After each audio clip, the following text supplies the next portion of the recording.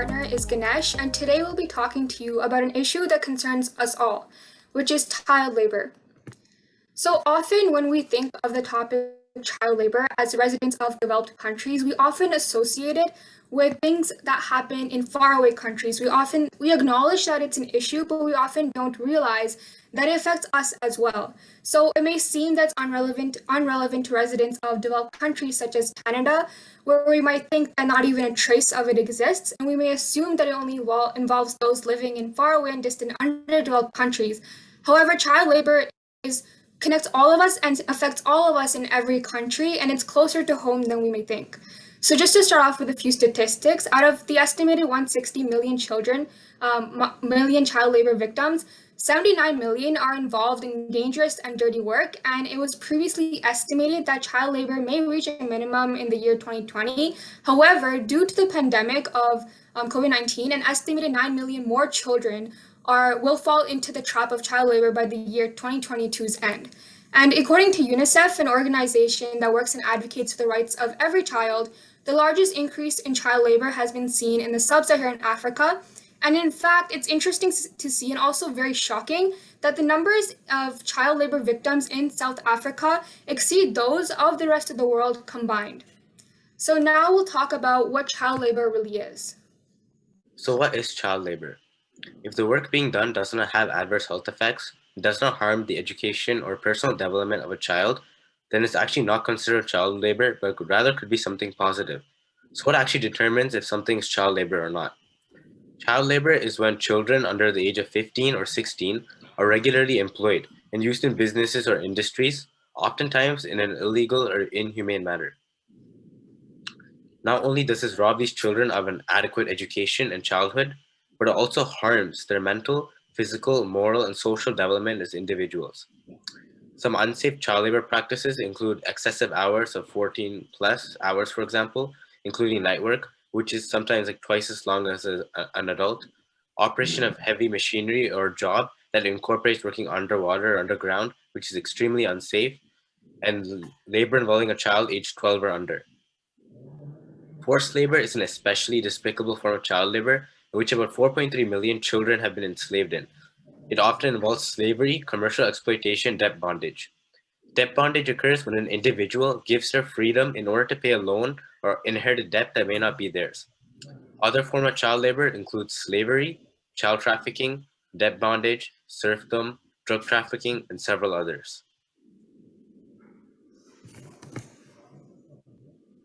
So the following statistics should help to highlight how the issue of child labor is still very significant and it's sort of going under the radar, and many people are not realizing that. Especially in a world where freedom, equality, and rights are becoming most important, this is a very crucial and worrying issue. So according to UNICEF, there are currently 160 million children worldwide facing problems of child labor, with an increase of 8.4 million children in the last 4 years. There was a progress to end child labor, but that has stalled for the first time in 20 years in 2022. Furthermore, worsening the problem is the fact that 9 million more of the children will be at risk due to the impacts of the COVID-19 pandemic, which is just another consequence and an unexpected consequence of this devastating health crisis. The number of children aged 5 to 11 years in child labor, who now account for just over half of the total global figure, has risen from 6.5 million to 79 million since 2016. So that's a very huge increase. The agriculture sector accounts for 70% of the children in child labor, which is about 112 million children, followed by 20% in the services, which would be 31.4 million children, and lastly 10% in the industries, which is 16.5 million. Nearly 28% of all the children aged 5 to 11 and 35% of the children aged 12 to 14 in child labor are out of school. Child labor is more prevalent among boys than girls at every age, but they're both seriously involved in it. And the prevalence of child labor is much more prominent in rural areas, where it's about 14%, and this is almost 3 times higher than in urban areas, which is only about 5%. So this is an indication that much of the child trafficking goes on in sort of like the countrysides, away from populated areas. And the government needs to put in measures to stop child trafficking in all places, even though that would be unexpected. And forced labor is actually thought to generate about $150 billion a year in legal profits. So the two astonishing things there are that it's $150 billion and the fact that this is being legalized, child labor. So this all forms of child labor need to be stopped in the future. Unfortunately, child labor is even a problem in developed countries like Canada as well. Research conducted in 2016 found that over 1,200 companies operating in Canada are known to be importing goods at a high risk of being produced by a child or through forced labor. This means that the average Canadian like us are likely to be connected to child labor through the everyday products we buy and consume. And we're connected to child labor without actually knowing it. So that's why like education and awareness is important. According to a good organization called the Human Rights Watch, many children decided to enter the workforce and do labor jobs because their family members lost their jobs, couldn't afford food, and faced poverty during the pandemic. For example, I found one article on the Human Rights Watch website, and a 13-year-old girl from Uganda, she quoted, "I started working because we were so badly off. The hunger was almost too much for us to sit and wait." She had faced grueling hours in the hot sun with low pay, and it's all just to provide the bare minimum for her family. And she took herself out of school to do that. Some other causes of child labor during regular times include poverty. So, like many other issues in the world, the root cause of child labor is also poverty. Unemployment and the need to survive often lead families to make desperate decisions. Lack of education can also impact children, but due to the stress of their immediate situation, the parents may not understand or see the short and long-term value of their children receiving an education instead of work, so the children end up working anyways. Another one is crisis. So natural disasters or the death of one or both parents can force children into hazardous work in order to help their families survive day to day. Next is chronic emergencies. So things like a repeat drought or famine-struck countries, especially in like Africa, can leave families in dire circumstances where working to survive is one of the only few options left. Another one is conflict. So the war or government corruption, like something that's going on in Ukraine right now, for example, can turn the lives of children upside down, forcing them to abandon schooling and regular routines to earn a living. The next cause is demand. So sometimes there's a demand for low prices and cheap obedient labor sort of traps the children into hazardous work. And then a very illegal and immoral cause, sadly, is child trafficking. At least 1.2 million children are trafficked annually for child labor and sexual exploitation. Unfortunately, these children are living very terrible lives. And these photos sort of highlight the sort of cruelty that these children face on a daily basis, performing work for very little pay. So now that we've talked about what child labor is and the causes of child labor, I want to continue on to talk about the effects that it actually has on the victims. So to start off with the physical effects, so while mental abuse is a large component of child labor, these children also have to face physical hazards to their immediate health, and this varies depending on industry to industry. So on the slide, I've just listed a few of the industries and some of the hazards that are involved. For example, in agriculture, there's exposure to pesticides and fertilizers that may be toxic and other hazardous tools and carrying heavy loads. Mining has its obvious hazards such as poisonous chemicals and explosives.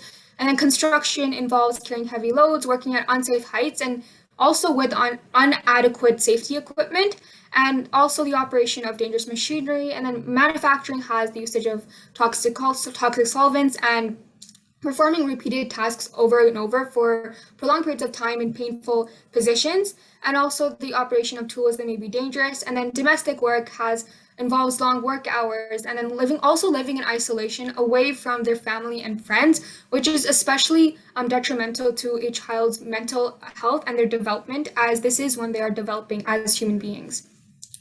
So now that we've talked about the physical effects, I want to take some time and actually talk about the emotions, the feelings, and how these victims are actually feeling. And we've compiled a few images that were drawn to depict how these children are feeling. So all these pictures were taken from the International Labour Organization, which is a specialized agency within the United Nations. So the first picture is depicts a 15-year-old from Venezuela.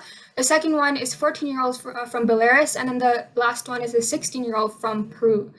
And so it's just really sickening to see that all these children that are in fact about my age and the same age as us are forced to endure such difficult and hard conditions, while we in developed countries get to live a safe and comfortable life. And so I feel like when you look at all these images, like the emotion that's really just radiating out of all these images and is like this feeling of overwhelming despair and just grief and this feeling of being trapped and hopelessness as there's no hope for the future in a sense. And so these children are deprived from the opportunity to really experience the world as an innocent child and, really just get to know themselves, get to know their passions, their interests, and they're deprived of having the opportunity to actually develop some dreams and hopes for the future.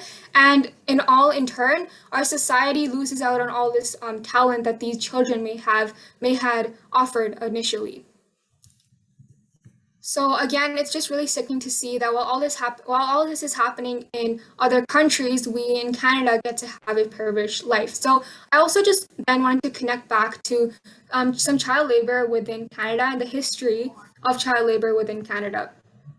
So just like every other country, Canada too has had a history with child labor. As prior to the 19th century, it was actually seen as pretty normal and was accepted because children were thought to be economic assets for the family, and so children, when they were really young, used to start off work. And so it was also thought that this was actually beneficial for the children, as it was thought that they could acquire skills to help them as they grew up. And the mid-19th century saw a peak in child labor practices because this was when the industrialization and urbanization happened, and so this provided further opportunities for paid work for children. But also around this time, social reformers wishing to improve Canadian society became very concerned with this form of child labor, and so they supported the idea of compulsory schooling. And so in the end, around the 1870s up till the 1920s, provinces began passing legislation that would mandate compulsory school attendance. And then came the Great Depression, which saw more and more adults replacing roles previously taken by children as they needed the jobs. And then World War II happened, in which some children did go back to work, but it also saw a shift as more women now replaced some work that children used to do. And so while this was happening, some less visible forms of child labor did continue on in the 20th century. So for example, in the 1920s, the humanitarian organizations brought in about 80,000 British children over to Canada, and they told them they were providing them with a new start. However, many were apprenticed to families in rural areas, and so in the end, these children became child laborers rather than being treated as adopted children, and so eventually, sensitivity towards their faith fortunately led to the 1925 child immigration prohibition. And so all of this just really shows how Canada has also not been immune to child labor. And overall, from then to now, Canada has developed to become one of the top countries that advocates for the rights of all, including children. So while child labor in its purest form may be abolished in our country, we may still take part of it in other forms. And Ganesh talked about this a little in the previous slides, and I'll be discussing more about it in the next slide. So we're all connected to child labor in one way or another, and the thread that connects us all to this devastating issue is, well, how we spend our money, basically. So in the past, it used to cost, great deals of money to purchase new clothes, but nowadays it's become very cheap and affordable. But have you ever thought of the reason behind this decline? Well, several companies have been known to outsource their production so that they can exploit lower production costs in other countries.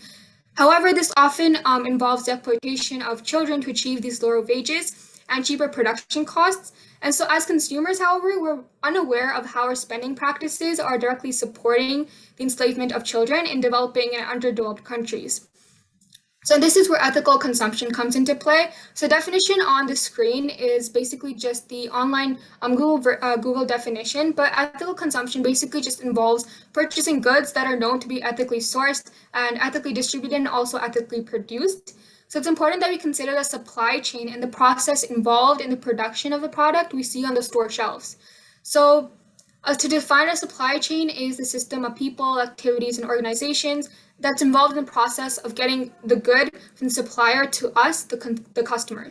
So due to the cheap labor, many companies in several industries have used child labor as a means to reduce costs, but this is by no means okay. And a large contributor to this issue has been fast fashion. So in essence, fast fashion is illustrated by rapidly changing consumer fashion trends, and so these business models rely on the continuous and endless purchase of their clothes, and they tempt customers to buy their clothing by featuring super cheap clothes along with also using influencers to create trends.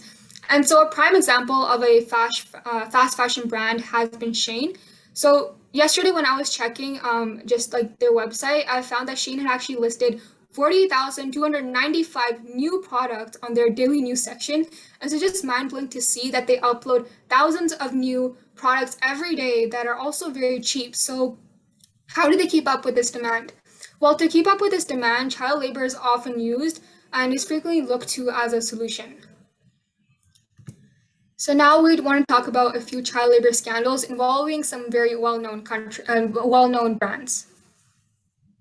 So the first one is Nike. A relatively well-known example of a company using an unethical supply chain is Nike and its sweatshops. So in the 1990s, Nike was under heat for using sweatshops to make their products. So a sweatshop, it's basically a workplace, usually factories that abuse workers and are usually culprits of employing child labor. After initially denying it, Nike was eventually forced to admit that due to pressure was eventually forced to admit this due to pressure from the media and the public. It has since been working on improving its corporate social responsibility etiquettes and has become a leader of advocating and giving a voice to the suppressed. However, in 2017, Nike was once again blamed for using unethical practices as one of its providers in Cambodia was discovered to be abusing its workers by providing insufficient wages and unhealthy working conditions. Nike has combated these accusations by saying that it had little control over the working conditions in these factories. Whether this is an example of Nike once again using unethical sweatshops is to be debated, but it shows how child labor was once a problem with even the biggest of companies, and they all had to make changes to improve that. However, it can be said with certainty that Nike has made improvements, but can still improve to ensure that the whole supply chain is ethical.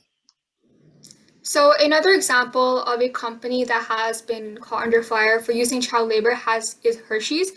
And so Hershey's is a pretty well-known brand and is famed for its chocolate bars. In the past, Hershey's has claimed that it's very anti-child labor. And so I just wanted to share a few quotes that Hershey's had said itself. So, for example, on October 3rd, 2012, Hershey stated that they supported programs that help eliminate child labor in the Cocoa regions of West Africa. And then in its 2014 Corporate Social Responsibility Report, the company stated that it had zero tolerance for the worst forms of child labor in its supply chain. However, in March of 2020, a lawsuit was actually filed against the Hershey company and two of its subsidiaries in Canada, and it was accusing it of misguiding the Canadian public by refusing to reveal the use of child labor in its supply chain. And so Hershey's has been known to rely on suppliers from Ivory Coast cocoa beans for 5 decades, and out of which several suppliers do use child labor. So the lawsuit basically states that by purchasing cocoa produced using child labor and slavery, the defendants both encourage and benefit from this slavery. So just like Hershey's, many other companies have also been under fire for using child labor. And so this just really highlights the need for us consumers to do our research on the products we buy and before we make the decision to actually buy them. So now is arguably the most important part. What are the solutions? And this includes change both on an international and government and business level, and also in the daily life of consumers. So the first one involves education. We have to say no to child labor and yes to quality school education in developing countries. Families that are provided with accessible, high quality, and safe education will be encouraged to send children to school rather than to work. However, one issue to consider here is that many working children are actually the main providers for their families. And parents that have not had an education are less inclined to value an education for their children. So in this way, we can see how it's important for education to break the cycle of poverty. Therefore, to encourage these families to actually send their children to school, the other family members must also work. So the government has to create programs in all countries that employ everyone. So the children are able to freely go to school without having to worry about their family situation back at home. And this way, all children and parents will eventually realize the importance of children's health and education. The next solution is that businesses in the private sector are also have to help eliminate the social issue. So they are not controlled by the government. So it's many of the private sector businesses that are currently involved in the illegal practices. So it's important that going forward, they establish legal supply chains and follow ethical business practices, such as ensuring safety and providing decent and appropriate work for any younger workers they do have. The government, what it can control is the punishments it imposes. And these should be very severe punishments that discourage any sort of child labor related actions. Next, global leaders need to be more transparent, and there should be international financial support for children under poverty. Justin Trudeau, the leader of Canada, he has started to shine a light on this issue, and we hope to see more of that going forward. Any United Nations scheme should be developed further to completely eradicate child labor as well, as it's the United Nations that sort of brings all the countries together to help fight against this problem. And lastly, as a society, each of us needs to be ethical consumers. So this includes one, refraining from impulse buying, and number two, buying certified products. So just a tip, you can ensure that a product is certified if it has a seal from either the UTZ, Fair Trade, or Rainforest Alliance, as all of these organizations ensure that child labor was not used in the production and distribution of products. If these certifications are not available, then it's advisable to do a little bit of research on the product in question. For example, goodguy.com is a good website that allows you to search for several products and rank them in terms of health, social, and other environmental factors. Next, as consumers, we can also buy local or secondhand products if it's suitable to do so. Buying from and supporting small and local shops doesn't only help our local economy, but also increases the chance of supporting an ethical supply chain, because something that was sourced from near you is more likely to be safe and produced without child labor. These products may cost a bit more, but they're much better than supporting cheaper, unethically sourced products. So for example, it's better to buy something that costs more and it's produced in Canada rather than something that was produced in China but using child labor at a cheap price. You should also consider if a product that you want to replace can be fixed or bought secondhand on websites such as Kijiji. This way we reduce our impact on the environment and again, reduce our amount of products we buy that come from child labor. And then lastly, some more tips about ethical buying is we should grow more of our own food and share our food and money with each other. We should try to educate those around us, spread awareness, and even contact our local politicians about businesses who might be involved with this problem, and sign petitions that try to support the cause as much as possible. And it's very important that we solve child labor soon, and there's a better future for the children in the world. So in conclusion, the future of any nation is its children. The legacy of child labor has and will continue to have repercussions on several generations to come. All children deserve an equal chance at a sustainable future, and it's time for us to become part of the change. Everything that we've just talked about has only just really skimmed the surface, and so this is why it's important to continue educating ourselves on issues such as these so we can become the change. Thank you for listening.